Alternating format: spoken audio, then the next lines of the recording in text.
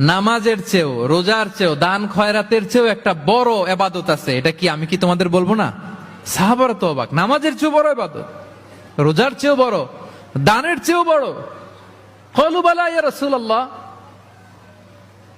সাহাবারা বললেন অবশ্যই হে নবী, হ্যাঁ আপনি বলেন সেটা কি? বিষ্ণু সাল্লাল্লাহু আলাইহি ওয়াসাল্লাম বললেন ইসলাহু যাতিল বাইন, বিবাদমান দুই গ্রুপকে মাঝখান দিয়ে যে মিলিয়ে দেয়া।